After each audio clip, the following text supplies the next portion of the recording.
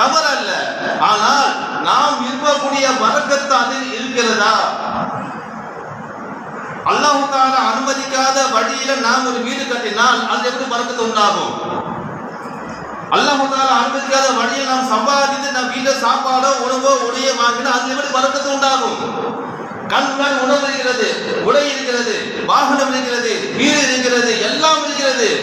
அது வந்த வழி என்ன? அல்லாஹ் தஆலா விரும்பாத வழி.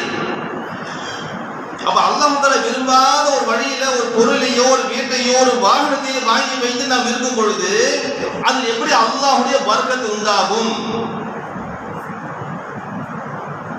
நபி ஸல்லல்லாஹு அலைஹி வஸல்லம் சொல்லி காட்டுறாங்க. ஒரு என்ன செய்வா சொன்னா பாலைவனத்துல போவாராம். இது உதாரணம். ஹதீஸ் நம்பர் 14 ஹதீஸ் கேள்விப்பட்டிருப்போம்.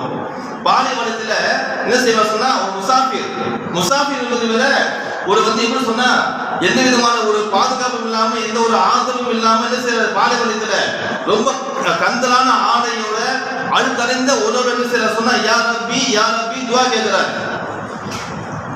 ஆனா முசாஃபிர் துஆ ஏற்றுக்கொள்ளப்படும் என்பது நபியுடைய வாக்கு. ரசூலுல்லாஹ் சொல்லியிருக்காங்க. முசாஃபிர் துஆ செஞ்சா அல்லாஹ் சொல்ல ஏற்றுப்பான்.